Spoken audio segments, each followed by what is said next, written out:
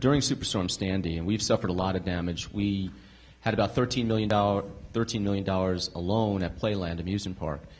And we really had to look at, during the storm, what we needed to do first.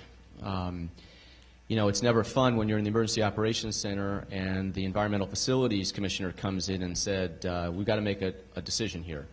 The Yonkers wastewater treatment plant, which sits on the Hudson River and treats a lot of raw sewage, needed to either be preemptively shut down, which means we were going to discharge into the Hudson because water was coming in, and if that water rose and blew up, had an electrical fire, we were going to be out of commission for 6 months in addition to an enormous amount of money.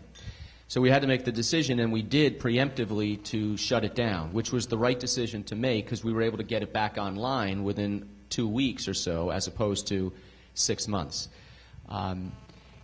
Information is critical, absolutely critical in those kind of crisis situations because you're getting so much stuff. Some of it false, some of it is rapidly changing, and unless you have real good information, you can't make an intelligent decision on what to do. So that was important that the communication in the field and our commissioners in the Emergency Operations Center were getting us the right information so we can make those decisions. But just touring around Westchester and seeing the absolute damage, we were lucky. We didn't have a lot of flooding along our coastal areas, but we did have a lot of wind damage, a lot of trees down, a lot of lines down, poles down. And then trying to coordinate and deal with a public who was in a blackout situation for anywhere from 3 to 12 days, that was very difficult because they wanted me to climb poles and put back wires, and I don't do that. But they were looking at us saying, well, why is my power not back on? And so we're dealing with New York Electrical and Gas and Con Ed, and the problem really was it wasn't so much that they weren't restoring power or weren't doing their jobs, they were not communicating with people. And so when nobody is communicating, everyone is panicked or everyone is angry because they're not getting information.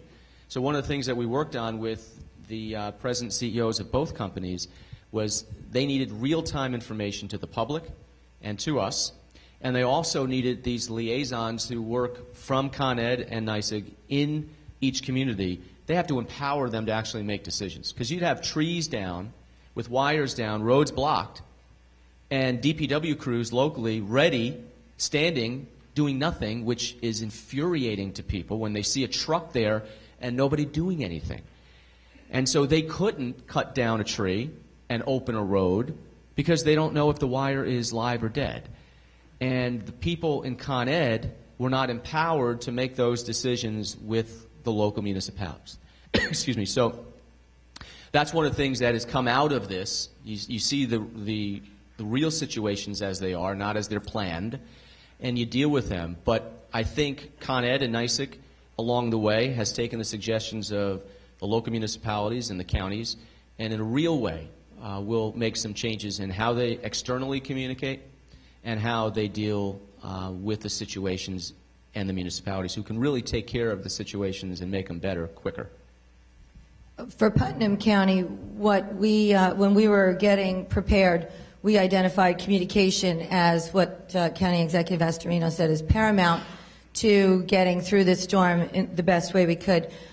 We're very fortunate in Putnam County that our Deputy County Executive, Bruce Walker, was in the utility industry for 15 years and actually wrote the plan for emergency preparedness. Being a new administration, we didn't really have a set plan in place, but we did identify the ICS, the Incident Command Structure, and we began preparing on Friday. Putnam County is again unique in the sense that our emergency first responders are volunteer-based. So we had to rely on getting our volunteer fire departments, FDs, in to communicate with us along with our local municipalities and our highway departments. Again, we also, because we are building a new team in Putnam County, we had a new commissioner of highways who also was, getting ready for what would be his first big event. And communication on Friday and Sunday really was what was, I think, the most important thing on how we ended up on Tuesday morning. We did wake up Tuesday morning to 80% of our residents were down. Wait a minute, you saying you slept through that night? Me? I don't sleep anyway, so I wasn't going to sleep that night. Tuesday morning, we were 80% with no power. We had 200 roads closed, primarily, identifying priorities for our hospitals to make sure our first responders could get there. Our takeaway from the event was definitely that communication, again, is paramount, because we understood once we went dark, we had to still maintain that level of communication. And we really do applaud our first responders and our volunteer fire departments for a whole host of reasons. One, from a fiscal point of view, because they really do save us an awful lot of money. But what they did that night, leaving their homes and leaving their families to make sure that our roads were open, and to assist the utility companies when the mutual aid crews were in assisting them and on the go-to points to get us back up. By Friday of that week, we were open. All of our roads were open, and we were very lucky. We did have the tidal surge in the western part of the county, and they did suffer a tremendous amount of damage. Most of our damage was wind-related because of the green forest landscape that Putnam County really enjoys. For the most part, as we look moving forward into the hardening and to generation and to working closer with the utility companies, I have to say that NYSEG and Central Hudson were embedded in our incident command with us through the entire event, and they continued on until we were up and running. And I think their takeaway was that was probably the best thing that they could have done from a PR point of view and from a utility perspective. I think on a regional basis or statewide basis too, when these kind of things happen, it's sort of, you throw out the plans as needed, and it's all hands on deck. And we had a terrific relationship, as we generally do. We had a terrific relationship with the state. We're constantly on the phone together with the governor or his staff. What do you need? How can we help? County Executive Hein called me directly and asked, is there something that you need that we can send down? And this previous snowstorm with, once we were able to clean up and get ready and be okay, then I turned my attention. I called County Executive Malone in Suffolk County. Do you need help? I mean, the LIE was shut. And we sent crews out there to help them. And I think on a coordinated regional basis, that's really what's going to happen in the future, because everyone is strapped. Everyone's trying to get stabilized. And once you do, and once everything is safe, we try to help our neighbors in any way that we can. You didn't call me Rob, though. I do want to just mention one thing. When it comes to communication, not only communicating among the, the responders and the county, but communicating with our constituents, I think, was something that we were very successful with. And I will tout New York Alert as probably one of the best means for communication. And our Director of Emergency Management, Tom Lannon, has been efforting getting everyone on New York Alert. Even when your power is down, you always have a smartphone, or you should always have a smartphone. And so we were pumping out New York Alerts almost 4 or 5 times, letting people know where the gas stations were up. You think about it now, but that started to become a critical issue once we knew the pipeline was down, and we had to assess what gas we had in the ground to make sure our highway crews and our first responders had enough fuel to get us back, into a successful recovery. And, I would recommend to anyone here to make sure that you do sign up for your local New York Alert. It's a very important tool for communication to constituents. Harriet, just one second. Part of the reason I invited Mike here is because Mike's been doing this with us in the northern portion, and I just wanted Mike to be on the other side here and understand that how hard it is to try to then move to the next set of questions that you want, because you have the county execs who are so enthusiastic about explaining what is happening, and it's really, you sit there, Mike, and you try to say, do I cut him off now? Do I let him go? Do I cut him off now? Harriet, please, go ahead. This will be 30 seconds because I just really wanted also to thank Senator Gillibrand and Congresswoman Lowy, both of whom came to our flooded, devastated riverfront villages that spread basically from the northern part of Rockland County, Stony Point, down through Piermont. And I see Susan Spear here representing Senator Gillibrand. She's here. There may be someone here for Congresswoman Lowy. But, I mean, they were wonderful in getting FEMA in and all of those things. So, you know, we all work together on that, and we do have to be prepared. Thanks, Harriet. Look, my personal story is that we lost power for 8 days, and we had to leave our house. And so there were 6 of us in a small, tiny motel room, and I got to know my family a little bit better. Jonathan, now's the time to cut you off. Okay. Touche, Mike. Okay, let's move to the next subject is the economy and jobs. And when the monthly figures come out for the unemployment rates, there's my county, Sullivan County, which is at 11.2% unemployment, but part of the region, and which makes the whole governor's regional economic development councils very, very interesting, because you've got Sullivan at 11.2%, and then we go and we find Putnam at 7.1%, at one of the lowest rates. Westchester, I believe, it just came out this week, also at 7.1, and then Rockland was 7.1, and Westchester was 7.6, but you were all in the 7% range. I've noticed, actually, with you, Mike, with many of the counties, all of you are experimenting, changing the nature and structure of your internal way in which you go about doing economic development. Some of you have new appointments. Some of you have new people in place. Some of you are deciding, should it be in the county, outside the county? What are your thoughts? And let's start with you, MaryEllen. You've got some new staff there, and Rob, you already introduced your staff. But where do you want to go, and what do we do to get the economy going? Because it is about creating jobs. Yeah, it is, very much so. For our administration, you know, that's a big focus for us, is to keep our families working.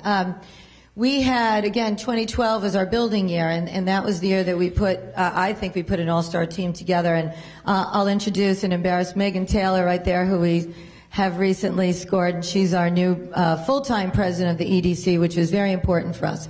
We are changing up the way that the Putnam County will be represented when it comes to economic development and getting that bucket of money, our handful. We have not been at the table, and that's a shame on us, but moving forward, we're going to make sure that Putnam gets their fair share. And our Commissioner of Planning, Mr. Anthony Ruggiero, is with us. We stole him from Peekskill, and everybody knows how Peekskill turned around. So I think we've built a really...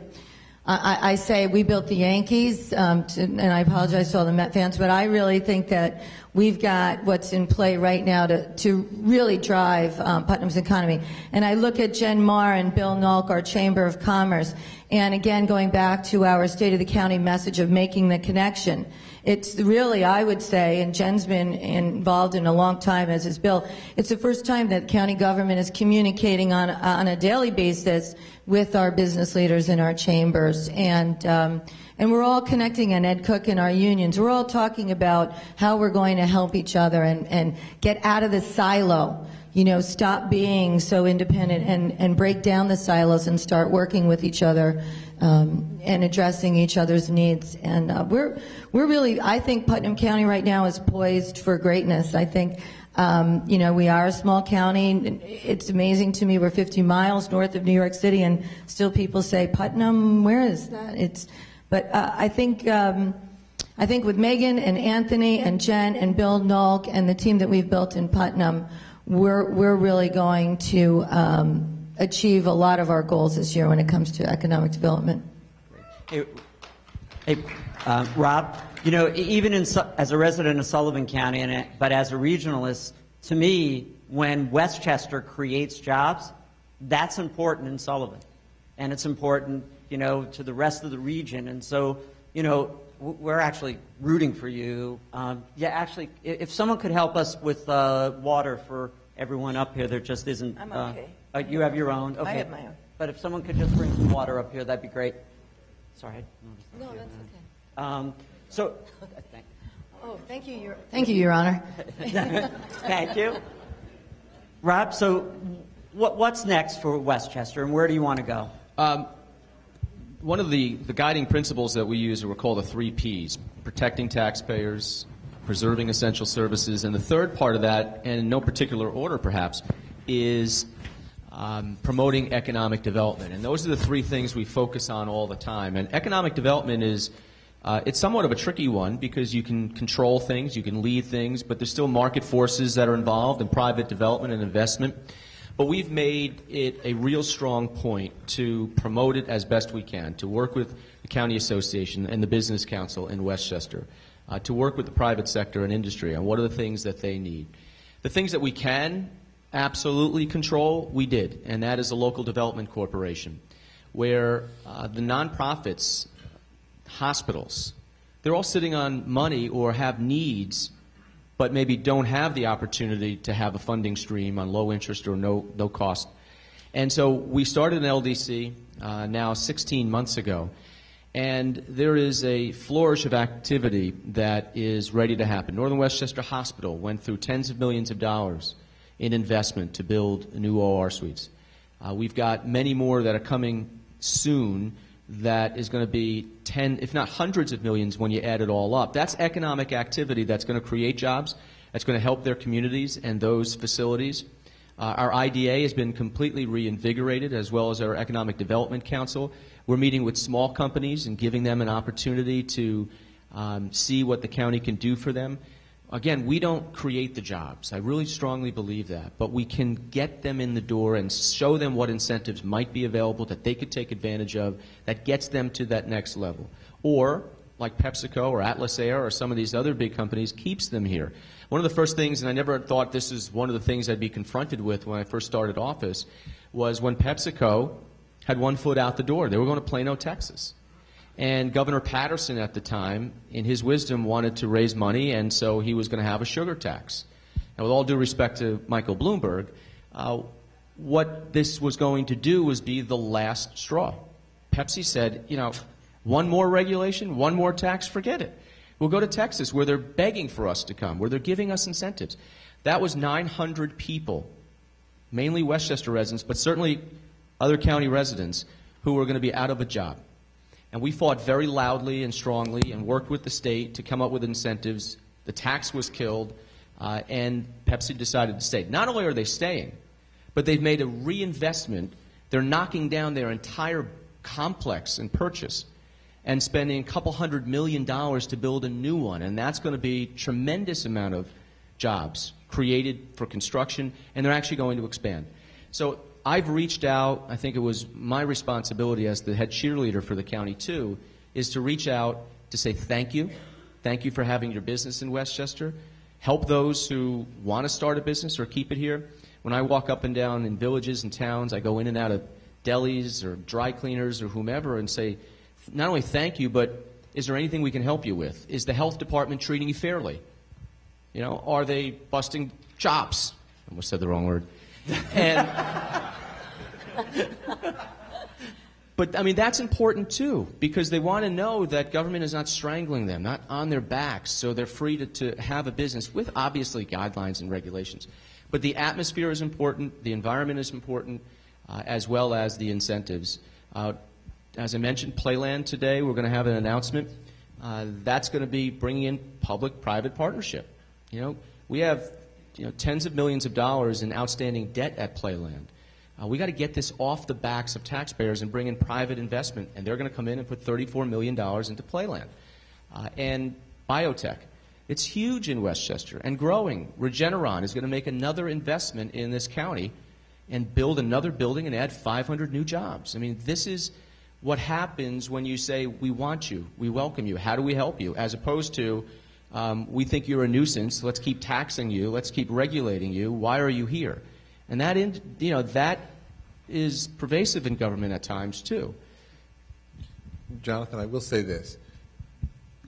Rob, we should really tip our hat to you for what you did with PepsiCo. Again, it was a huge deal. It was you. It was a lot of people actively involved in making that a reality. We're glad that PepsiCo saw the light. But I also think you had a pretty significant advantage. Have you ever been to Plano, Texas? I have not. I think you had more than a leg up on that one. Harriet? Yes. Well, there's so much to say on this. First of all, we have a great group in Rockland County that work together, the Rockland Economic Development Corporation, the Rockland Business Association, the IDA. Basically, our services are all under one roof.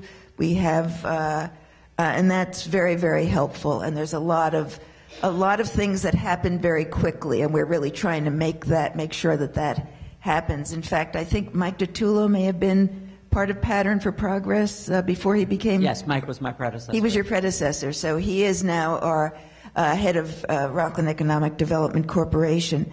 And we're very excited. We have just gotten a big distributing center for Raymore and Flanagan, which has a retail outlet in Rockland County, is now building a site, actually took over Dress Barn, which is right off of the thruway on exit 14, and that's going to be really wonderful. And a wonderful letter was received from the head person at Raymore and Flanagan complimenting our economic development people for the speed in which they reacted, that knowing immediately that they were wanted and making things happen.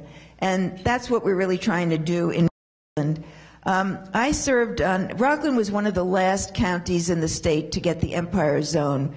We got one in 2006, and I was very happy to serve on it and found it to be really, really excellent, and was very disappointed when that no longer existed, because we were actually pulling companies in from Europe and from New Jersey, which is a big thing, since that's our main competitor in Rockland County. We border New Jersey. So it was very, very helpful to us. But I also want to say that, in terms of the Hudson Valley or Rockland, we are not an island unto ourselves. So as I said earlier, the bridge is going to give, transit is going to make a big difference to us, whether it's across the bridge or it's west of Hudson, better rail service. It's going to mean that our young people may be more likely to stay in Rockland County, and that is going to be very, very important.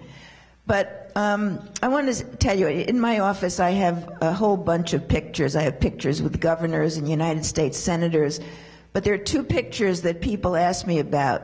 The one, of course, is with me with Joe Torre. That's the one that everybody loves. And then they say, who is that guy with really good hair?